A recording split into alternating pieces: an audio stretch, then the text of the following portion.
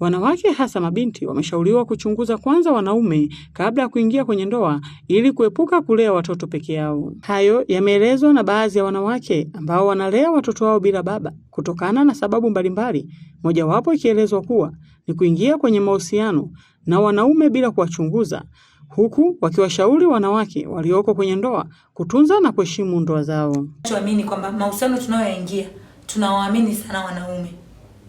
Kwa mimi kilichonifelisha, mimi nilikuwa naamini upendo wa mtu mwingine kuliko kujipenda mwenyewe. Nilikuwa sijaijua thamani yangu. Nilikuwa naamini mtu akiniambia nakupenda ana mapenzi ya kweli na mimi. Na hisi hicho ni kitu ambacho kinawasababisha wanawake wengi kuingia kwenye mapenzi ambayo hajui yule mwanaume ni wa aina gani, hajamchunguza. Na hicho pia ni kipengele ambacho mimi kilinikuta. Nilikuwa sichunguzi. Nikikutana na mtu namwamini hapo hapo.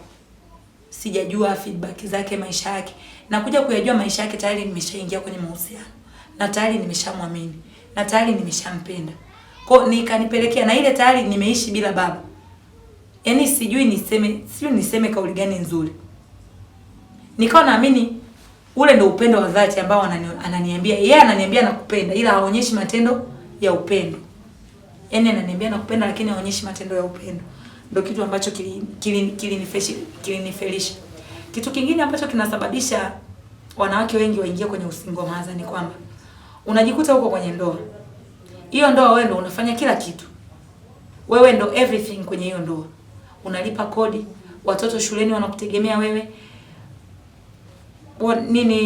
Nyumba inakutegemea wewe, bili za maji, kila kitu. Huyo baba ambaye unaishi naye nani? Thamani haionyeshi kwako. Hakuna anachokifanya. Yaani afanye chochote kuhusu wewe. Unaelewa? Alafu bado anakupiga matukio. Unaona hamna haja ya kuendelea kuishi naye. Ni bora uendelee kuishi peke yako, uangalie maisha yako mengine ambayo yanaendelea. Ushauri wangu kwa mabinti ambao bado hawajaolewa, cha kwanza, olewa na mwanaume ambaye anakupenda. Hakikisha umemchunguza, unaenda kuolewa na huyo mwanaume. Ili baadaye asije kutokea mambo ambayo unaanza yaani si nisemaje. Unaanza kujutia kwamba mimi sikujua familia yao, mimi sikujua huyu mtu yupoje. Kwa hiyo olewa na mwanaume ambaye anakupenda. Kama binti mimi yale usingomaza kwa kweli naumiza. Kwa sababu yani kuna vitu ambavyo yani hata kama utaweza kufanya peke yako lakini huwezi kukamilisha kama vile ambavyo mngekuwa wawili mnalea mtoto wenu, au mtoto anapata malezi yote pande zote mbili, kwa baba na kwa mama. Kwa usingomaza kwa kweli unaumiza. Yaani binafsi mimi mwenyewe umeniumiza sana.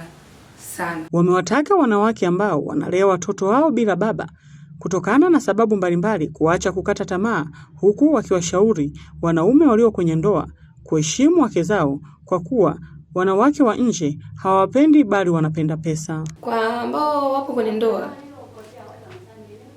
cha kuwashauri waishi kwenye ndoa zao vizuri, pia waheshimu waume zao, kwa sababu ndoa nyingi sasa hivi ukianza kusikiliza story zao, yaani story zao tu unaanza kuona kwamba hii ndoa imekosa heshima ya kitu fulani. Hii ndoa mwanamke anafanya hivi, mwanamume wake hapendi. Ndio kitu sana ambacho watu wengi sana wanagombana. Mimi ni mwanamke niko nje. Nitakupenda leo. Nitakuthamini leo unacho. Kesho ukiwa una, utarudi kwa mke wako. Kwa wale waliokuwa kwenye ndoa. Mke wako ndo kila kitu. Mwanamke wa ndani ndo kila kitu. Utafanya vyovyote utakavyofanya. Nje utaonyesha mapenzi na mapenzi. Lakini mwenye thamani yako ni mke wako wa ndani. Hata sisi wanawake wa nje, usijiambie wewe eti unatembea na mwanaume wa mtu kwamba wewe ni una thamani. Hawezi kukuthamini kama anavyomthamini mwanamke wake wa ndani. Hawezi. Ni kitu ambacho hakiwezekaniki. Leo hii mwanaume mke wake ana shida wa ndani aliyemuoa. Wewe una shida ambaye ni hawala. Atamwangalia mke wake.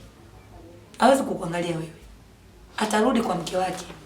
Kwa mimi Ushauri wangu kwa wanaume, waache kuchezea hisia za wanawake. Afu wao wanakuwa wa kweli. Kama sehemu hujapenda, pita kama unapita. Usimwaminishe mtu kama unampenda.